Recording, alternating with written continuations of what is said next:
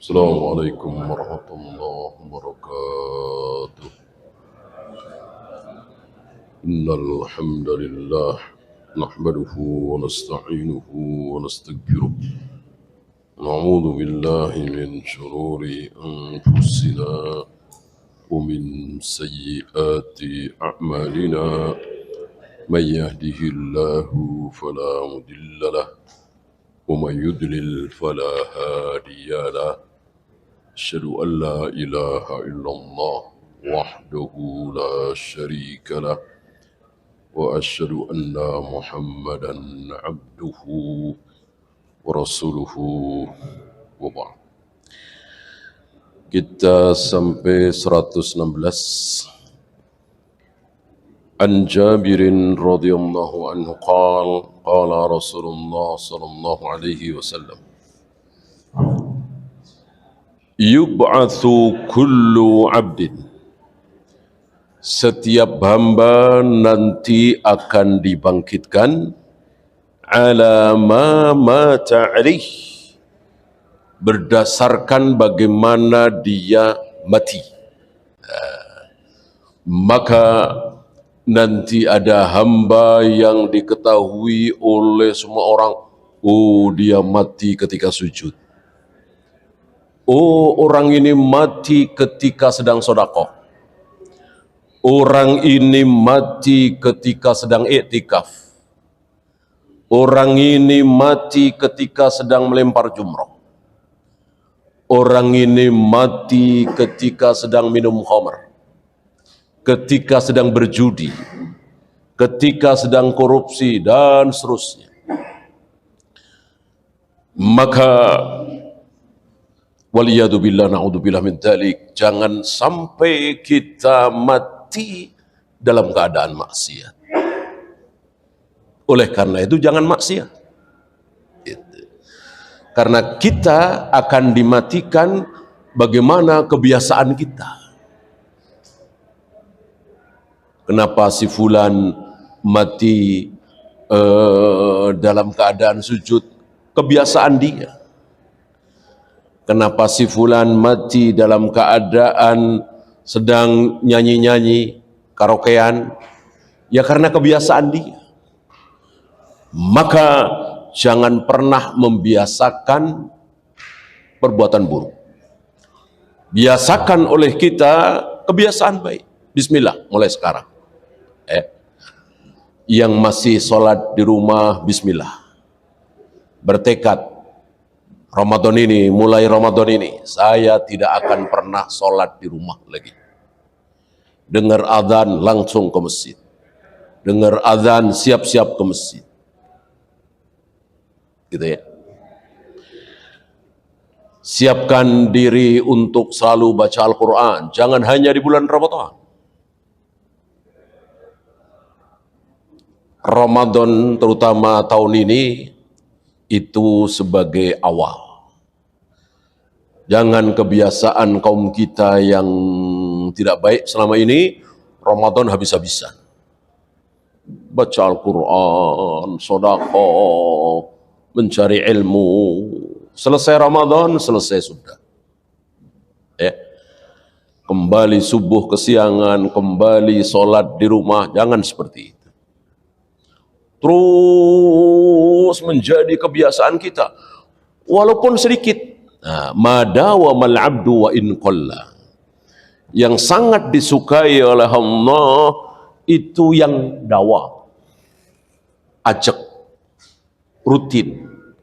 Walaupun cuman 1 halaman, tapi rutin tiap subuh, rutin tiap habis maghrib. Itu lebih disukai oleh Allah daripada sekali baca 3 juz, 5 juz. Habis itu libur berbulan-bulan. Allah tidak suka. Yang disukai oleh Allah sekali lagi, madawamal abdu wa in qalla.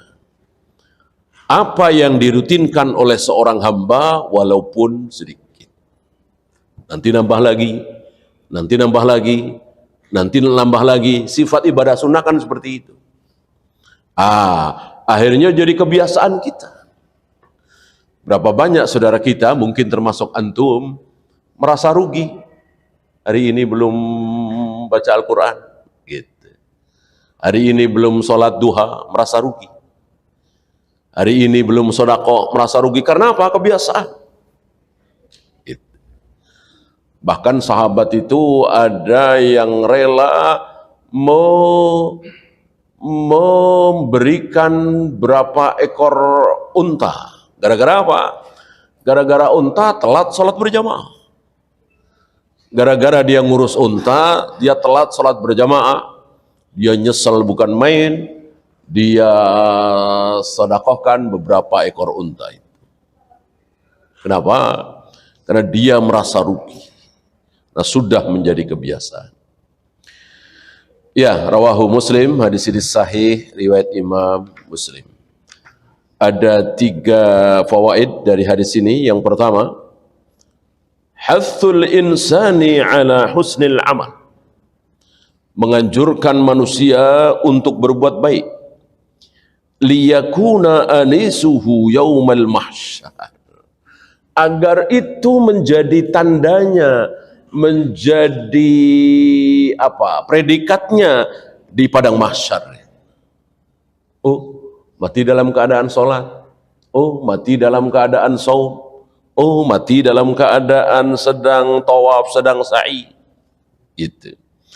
Li'annahu yub'atsu ala ma mata alaihi. Karena seseorang akan dibangkitkan dalam keadaan bagaimana dia mati. Ya. Nah, inilah ada istilah husnul khatimah, ada su'ul khatimah. Jangan sampai. Karena innamal a'malu bil khawatim. Amal itu akan ditulis oleh Allah bagaimana akhirnya. Jangan sampai selama ini kita rajin sholat, saum, baca Al-Quran, sedekah, malah di akhir hayatnya, setahun 2 tahun sebelum meninggal, malah berbuat maksiat. Malah berbuat maksiat. Jangan sampai seperti itu. Kita takut dengan ancaman Allah lewat lisan Nabi SAW. Ada orang yang beramal baik, ada orang yang berbuat baik, ibadah, sampai jarak dia dengan surga tinggal sejengkal. Tapi karena catatan mendahului, karena memang dia disesatkan oleh Allah, maka di akhir kehidupannya dia maksiat atau mungkin murtad. Jangan sampai seperti itu. Sebaliknya, ada orang yang ahli maksiat, berzina, minum khamr, berjudi, membunuh, korupsi, sampai jarak antara dia dengan neraka itu tinggal sejengkal. Tapi karena catatan telah mendahului, maka dia bertaubat, maka dia berbuat baik. Atau kalau dia kafir, dia masuk Islam, selesai. Al-Islamu yajubbu ma qablahu. Nabi bersabda kepada Amr bin As yang masuk Islam dan dia merasa banyak sekali dosanya waktu masih jadi orang kafir, bahkan berapa banyak kaum muslimin yang dibunuh oleh dia dalam beberapa peperangan. Dia membuat syarat, ya Rasul, aku mau masuk Islam asal ada syarat darimu bahwa dosa-dosaku diampuni. Nabi mengatakan al-Islamu yajubbu ma qabla, enggak usah bikin syarat, memang aturannya seperti itu. Aturannya seperti itu. Siapapun yang masuk Islam, maka dia seperti bayi yang dilahirkan oleh ibunya. Puluhan kali minum khamr, ratusan kali berzina, ribuan kali berjudi. Begitu masuk Islam, hilang semua. Dan itu dijamin. Ini sampaikan kepada saudara antum, tetangga antum yang Buddha misalnya, Hindu misalnya, Nasrani yang banyak dosa, tawarkan. Kalau Anda mau masuk Islam, maka seluruh dosa Anda yang bertahun-tahun itu diampuni. Al-Islamu yajubbu ma qablahu. Masuk Islam menghapus seluruh dosa sebelumnya. Agar mereka senang dan masuk Islam. Nah, hari ini berdakwah mengajak orang kafir masuk Islam hampir-hampir tidak kita dapati. Padahal itu salah satu sunnah. Khairul laka min humrin ni'am, kata Nabi. Itu lebih baik bagimu daripada unta-unta merah. Orang Arab untuk menyebut harta yang triliunan istilah kita, itu dengan humrin ni'am. Unta-unta merah, harta yang banyak sekali. Ya. Itu kalah dengan orang masuk Islam gara-gara kita. Gitu. Gara-gara ajakan kita, gara-gara anjuran kita, gara-gara perintah kita, akhirnya dia masuk Islam. Ini luar biasa. Pahala yang luar biasa. Ya. Maka kita berusaha. Ya, kan kita punya teman yang akrab, yang ya mungkin tidak tersinggung kita ngomong apa, ajak aja. Ya, dengan bahasa teman. Ya. Kafir masuk neraka pasti. Hanya Islam agama yang benar, sampaikan saja. Ya, hidayah kan di tangan Allah. Yang penting kita sampaikan. Akhirnya dia masuk Islam itu Allah yang menggerakkan. Nah, lantaran kita, kan harus ada lantarannya, harus ada asbabnya. Nah, asbabnya kita. Adapun hidayah betul-betul di tangan Allah. Maka kita juga tidak boleh sombong. Ketika kita dengan ucapan kita, kefasihan lisan kita, usaha kita, lalu ratusan orang masuk Islam, itu jangan sombong. Itu Allah yang berkehendak. Allah berikan hidayah kepada ratusan orang. Kita cuma perantaranya. Ya, berapa banyak lisan yang sangat fasih tidak mampu menjadikan seseorang masuk Islam. Rasul tidak mampu membuat Abu Thalib percaya kepada beliau kemudian masuk Islam. Nabi Lut tidak mampu terhadap istrinya, Nabi Nuh tidak mampu terhadap anaknya, Nabi Ibrahim tidak mampu terhadap ayahnya. Kurang apa fasihnya, kurang apa bijaksananya dakwah para nabi, para rasul. Tapi karena memang Allah tidak berkehendak memberikan hidayah kepada istrinya Nabi Lut, kepada anaknya Nabi Nuh, kepada ayahnya Nabi Ibrahim, kepada pamannya Nabi Muhammad SAW, ya tetap saja mati dalam keadaan kafir. Ya. Malah istrinya Fir'aun. Kan aneh. Istrinya Nabi Nuh, istrinya Nabi Lut, Allah sesatkan kekal di neraka. Istrinya Fir'aun, justru malah Allah berikan hidayah. Masuk Islam, kekal di dalam surga. Yang kedua, yang bagi mulazamatu sunnatin Nabi sallallahu alaihi wasallam fi ibadatihi wa ahlakihi wa sairi ahwalihi. Seharusnya seorang mukmin itu selalu mulazamah terus-menerus terhadap sunnah Nabi. Dalam hal apa? Ibadah, akhlak, dan seluruh keadaannya. Udkhulu fis silmi kaffa, harus sempurna. Karena berapa banyak di antara kita akhlaknya baik, jujur, amanah, tapi sholatnya jauh dari sunnah Nabi. Nabi nggak pernah sholat pakai usolli, dia pakai usolli. Nabi sedekap di dada, dia sedekap di bawah pusar, misalnya. Nabi menunjuk ketika atahiyat dari awal, dia dari asyhadu an la ilaha illallah. Padahal akhlaknya baik, jujur, amanah. Tapi sholatnya jauh dari sunnah Nabi. Sebaliknya, sholatnya persis seperti sholat Nabi. Dia pelajari sifat sholat Nabi. Akhlaknya tidak baik. Mungkin pembohong, mungkin berkhianat, mungkin korupsi. Ya. Maka udhulu fis silmi kaffa, harus sempurna kita. Dari akhlaknya, dari ibadahnya, apalagi akidahnya. Jangan sampai ada di antara kita yang mengatakan Allah tidak bersemayam di atas arsy. Allah tidak menciptakan Adam dengan kedua tangannya. Allah tidak pernah turun ke langit dunia setiap sepertiga malam. Allah tidak akan menggulung langit dengan tangan kanannya. Allah tidak menghadapkan wajahnya ke wajah orang yang sedang sholat. Allah tidak mungkin membolak-balikkan hati manusia dengan dua jarinya. Jangan sampai. Karena itu semua ada di Al-Quran dan Sunnah. Mestinya kita imani apa adanya. Jangan dibahas. Yang bikin orang Islam jadi Mu'tazilah atau Asy'ariyah atau Maturidiyah atau Rafidhah atau Qadariyah ya di luar Ahlus Sunnah itu gara-gara dibahas. Tangan Allah. Tangan Allah. Begini. Jari Allah. Jari Allah. Begini ya. Wajah Allah. Begini. Sok tahu gitu. Padahal Rasul saja nggak pernah bahas. Rasul dan para sahabat nggak bahas. Betul-betul jiplak dari Allah lewat Jibril. Bahwa aku menciptakan Adam dengan kedua tanganku. Aku akan menggulung langit dengan tangan kananku.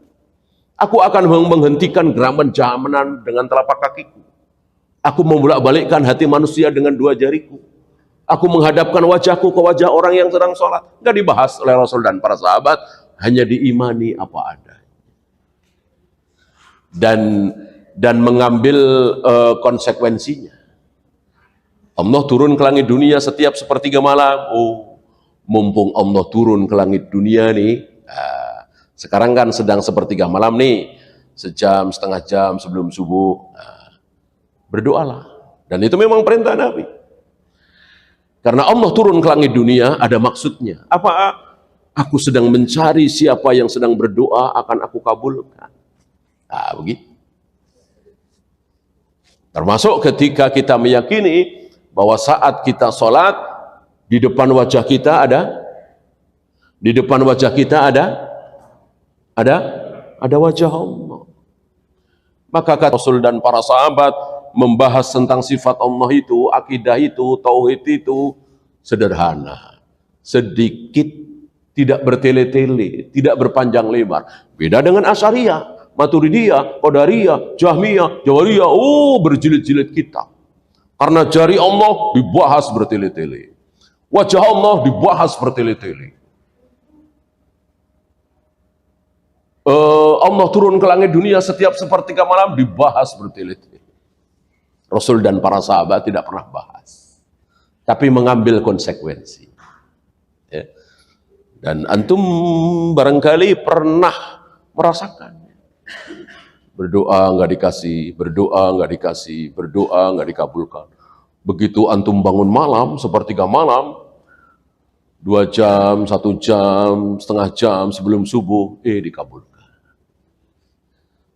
Syukur-syukur antum kumpulkan ya, sejam sebelum subuh, sepertiga malam, sekalian ketika sujud, sekalian di depan Ka'bah, sekalian sedang safar, dikumpulkan. Insya Allah, Allah kabulkan. Ini dia. Masuk kita mau mengingkari? Kiasan. Tangan Allah kiasan, wajah Allah kiasan. Allah turun ke langit dunia kiasan. Rasul nggak pernah mengatakan kiasan, karena kiasan itu kan nggak benar. Ya.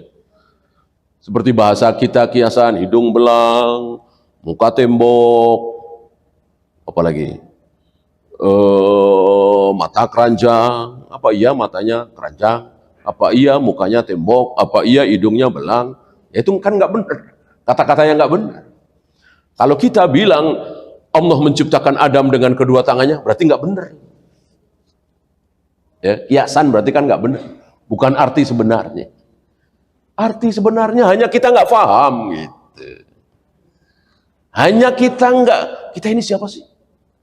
Kita ini kecil sekecil-kecilnya, Allah itu maha besar. Maka kita nggak mungkin paham apa yang ada pada diri Allah, sifat Allah nggak mungkin paham. Maka nggak usah paham. Yang penting imani apa adanya. Bahwa Allah betul-betul membolak-balikkan hati manusia dengan dua jarinya. Allah betul-betul akan menggulung langit dengan tangan kanannya. Allah betul-betul menghadapkan wajahnya ke wajah orang yang sedang sholat. Sudah, gak mungkin kita faham. Ya gimana mau paham orang sholat depan di Ka'bah, ratusan ribu orang, wajah Allah ada berapa? Wajah Allah ada berapa? Ya tentu ada satu. Ya, gimana cara mengenai? Nggak akan paham, maka udah imani apa adanya. Gitu. Nggak bakalan paham. Nah, maka Allah katakan, tafakkaru fil khalqi. Berfikirlah kalian semua tentang makhluk. Afala yanduruna ilal ibili kaifa khuliqat wa ilas samai kaifa rufi'at wa ilal jibali kaifa nusibat. Bagaimana unta dijadikan? Silahkan pikir. Bagaimana langit ditinggikan tanpa tiang? Silahkan pikir. Bagaimana gunung ditegakkan, bumi dihamparkan? Bagaimana ada pohon ini begini, ada hewan ini? Silahkan pikir. Jangan sekali-kali berpikir tentang Allah. Nah, Asy'ariyah, Maturidiyah, Qadariyah, Jabariyah, semuanya berpikir tentang Allah. Beda dengan Rasul dan para sahabat, Ahlus Sunnah nggak pernah mikir. Allah itu diimani apa adanya, nggak pernah dipikir. Wajah-wajah, tangan-tangan. Oleh karena itu, kitab-kitab akidah, kitab-kitab tauhid Ahlus Sunnah tipis-tipis. Karena nggak ada pembahasan. Beda dengan firqah-firqah dolal tadi, Asy'ariyah, Maturidiyah, Qadariyah, tebal-tebal berjilid-jilid. Karena berpikir. Dan banyak dari mereka terpengaruh oleh Sokrates, Aristoteles, Plato, orang-orang baik.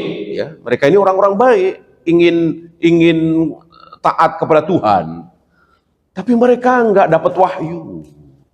Mereka nggak kenal dengan Nabi Musa, Nabi Ibrahim, Nabi Isa, Nabi Zakaria, apalagi Nabi Muhammad SAW. Mereka kan sebelum Nabi Muhammad, ya kan?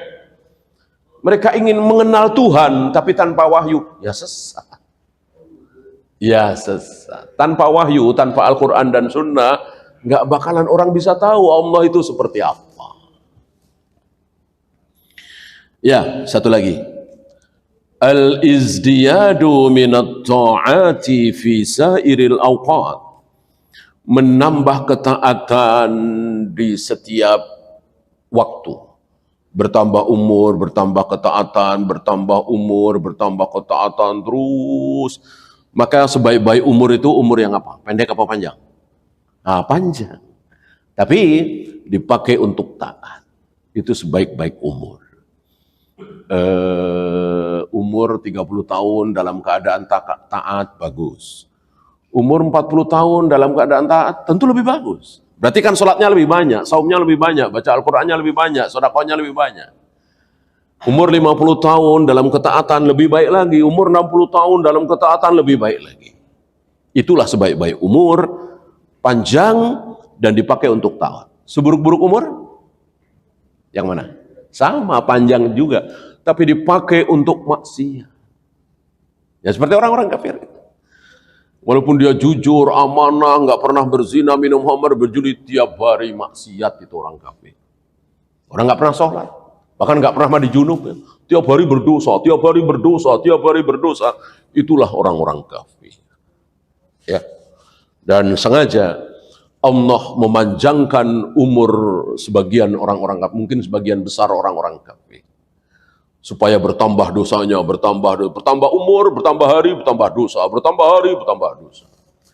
Itulah orang-orang kafir, waliyadzubillah. Lihtimali qurbil maut, karena kita tidak tahu kapan kita mati. Ya otomatis bertambah umur, bertambah dekat. Dan begitu. Bertambah umur, bertambah dekat. Setahun yang lalu kita masih punya jatah 5 tahun lagi. Tahun ini ya tinggal 4 tahun.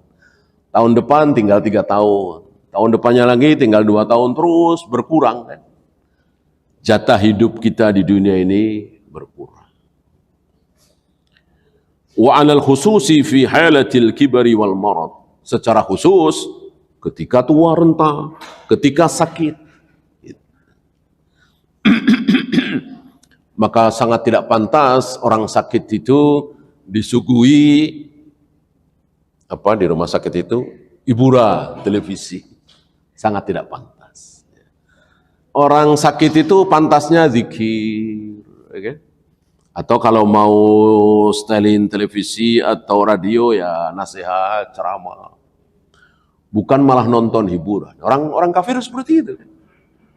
Orang kafir untuk ngilangin stres, nggak mikir sakitnya, nonton hiburan. Itu cara orang kafir. Cara kita kaum muslimin justru mempersiapkan diri untuk mati. Karena dari sakit yang kita derita ini ada dua kemungkinan. Bisa sembuh, bisa tidak. Bisa sembuh, bisa mati. Ya kalau sembuh. Kalau mati, kita siap untuk mati dengan cara terus beristighfar, mohon ampun.